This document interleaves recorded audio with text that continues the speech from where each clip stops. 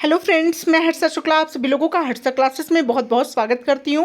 Friends, आज मैं DElEd fourth semester के विज्ञान विषय से टॉप 20 बहुत ही ज़्यादा महत्वपूर्ण परीक्षा उपयोगी प्रश्नों के साथ हाजिर हुई हूँ।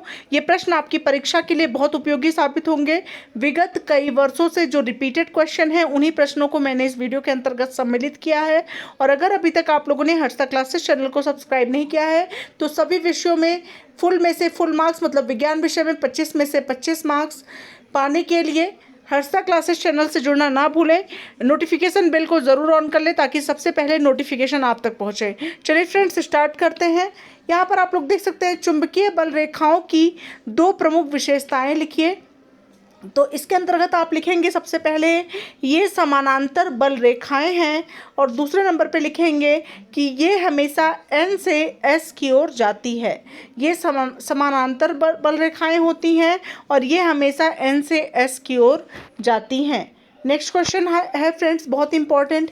1 एम्पियर से क्या तात्पर्य है? तो इसका आंसर होगा कि 1 सेकेंड में प्रवाहित विद्युत आवेश की मात्रा को 1 एम्पियर कहते हैं। 1 सेकेंड में प्रवाहित विद्युत आवेश की मात्रा को 1 एम्पियर कहते हैं।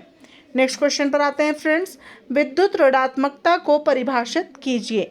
तो इसके आंसर में लिखेंगे कि किसी परमाणु का एक रासायनिक गुण है जो दर्शाता है कि वह परमाणु किसी सहसंयोजी आबंध में इलेक्ट्रॉनों को आकर्षित करने में कितना सक्षम है, इसे एक्स से प्रदर्शित करते हैं।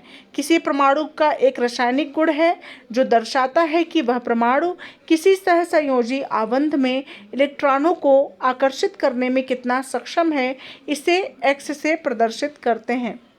नेक्स्ट क्वेश्चन है फ्रेंड्स, बहुत ही महत्वपूर्ण। हेपेटाइटिस बी शरीर के किस अंग को प्रभावित करता है? तो इसका आंसर होगा कि हेपेटाइटिस बी विषाणु के कारण होने वाला लीवर का एक गंभीर संक्रामक रोग है जिसे टीके द्वारा आसानी से रोका जा सकता है। हेपेटाइटिस बी क्या होता है? विषाणु के कारण होने वाला लीवर का एक गंभीर संक्रामक रोग होता है जिसे टीके के द्वारा आसानी से रोका जा सकता है। नेक्स्ट क्वेश्चन जो कि बहुत ही इंपॉर्टेंट है, खाद्य जाल से आप क्या समझते हैं?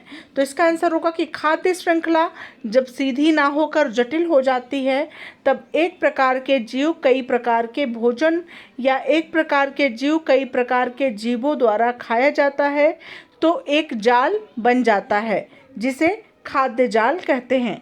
मतलब कि खाद्य श्रृंखला जब सीधी ना होकर जटिल हो जाती है तब एक प्रकार के जीव कई प्रकार के भोजन या एक प्रकार के जीव कई प्रकार के जीवों द्वारा खाया जाता है तो एक जाल बन जाता है और उसे ही खाद्य जाल कहा जाता है। नेक्स्ट क्वेश्चन पर आते हैं फ्रेंड्स। विद्युत के 2 सुचालक और 2 कुचालक पदार्थों के नाम लिखो।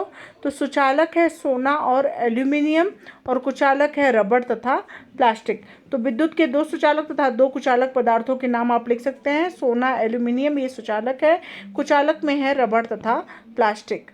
नेक्स्ट क्वेश्चन है फ्रेंड्स, पारिस्थितिक पिरामिड के खोजकर्ता कौन है? तो पारिस्थितिक पिरामिड के खोजकर्ता हैं चार्ल्स एल्टन। 1927 में इन्होंने पारिस्थितिक पिरामिड की खोज की थी, चार्ल्स एल्टन। नेक्स्ट है, पारिस्थितिक पिरामिड कितने प्रकार का होता है? तो पारिस्थितिक पिरामिड जो है वो 3 प्रकार का होता है। पहला है जीव संख्या का पिरामिड, दूसरा है जीव भार का पिरामिड, तीसरा है ऊर्जा का पिरामिड। नेक्स्ट क्वेश्चन है फ्रेंड्स, कौन सा पिरामिड सदैव सीधा होता है? ऊर्जा का पिरामिड सदैव सीधा होता है। नेक्स्ट है फ्रेंड्स, पिरामिड किसे कहते हैं? तो इसका आंसर होगा पारितंत्र के समस्त जीवों को उनकी संख्या, जीवभार तथा ऊर्जा के आधार पर ग्राफिक प्रदर्शन यानी आलेखी प्रदर्शन करना ही पिरामिड है। मतलब पारितंत्र के समस्त जीवों को उनकी संख्या, जीवभार तथा ऊर्जा के आधार पर ग्राफिक प्रदर्शन या आलेखी प्रदर्शन करना ही पिरामिड कहलाता है। नेक्स्ट क्वेश्चन है फ्रेंड्स, अपघटनकर्ता का उदाहरण बताइए। तो अपघटनकर्ता का उदाहरण है जीवाणु तथा कवक। नेक्स्ट क्वेश्चन है फ्रेंड्स, विद्युत धारा किसे कहते हैं? तो आवेश प्रवाह की दर को विद्युत धारा कहते हैं। इसका एसआई इकाई एम्पियर है। नेक्स्ट है फ्रेंड्स, खनिज तथा अयस्क से क्या अभिप्राय है?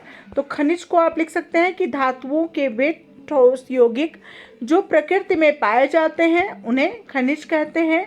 उदाहरण के लिए NaCl, KCl, CaCO3। ठीक है। और अयस्क क्या है? उन शैलों को अयस्क कहते हैं जिनमें वे खनिज हों, जिनमें कोई धातु आदि महत्वपूर्ण तत्व हो। अयस्कों को खनन करके बाहर लाया जाता है, फिर इनका शुद्धिकरण करके महत्वपूर्ण तत्व लिए जाते हैं। उदाहरण के लिए बॉक्साइट, सिल्वर, कोरंडम।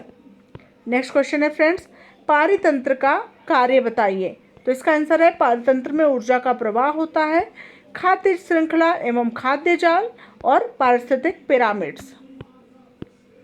नेक्स्ट है फ्रेंड्स, उपभोक्ता को मुख्यतः कितनी श्रेणियों में बांटा गया है, नाम बताइए।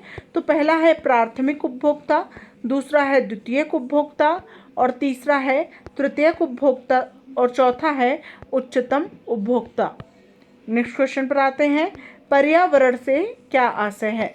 तो पर्यावरण शब्द दो शब्दों परिधन आवरण से मिलकर बना है, अर्थात हमारे चारों तरफ व्याप्त आवरण ही पर्यावरण कहलाता है।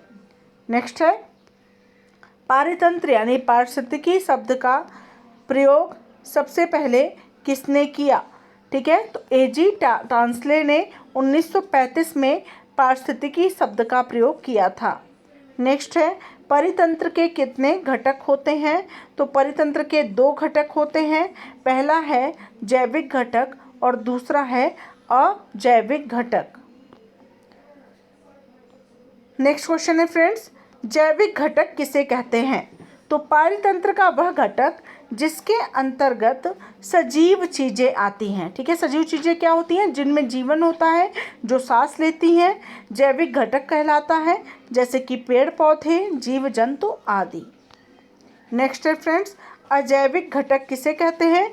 तो पारितंत्र का वह घटक जिसके अंतर्गत निर्जीव आते हैं अजैविक घटक कहलाता है, जैसे कि ताप, दाब, सूर्य का प्रकाश आदि।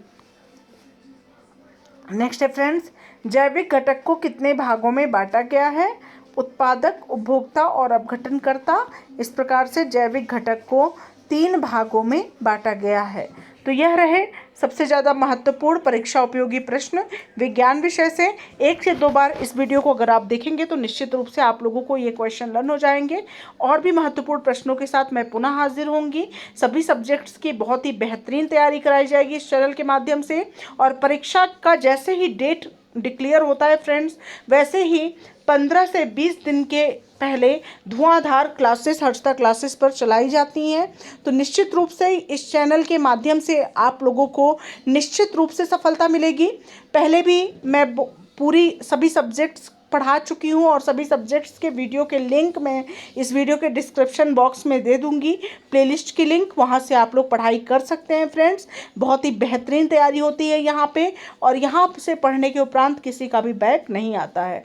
ठीक है फ्रेंड्स, तो मिलते हैं नेक्स्ट वीडियो के साथ। तब तक के लिए thank you so much friends, thanks for watching my video.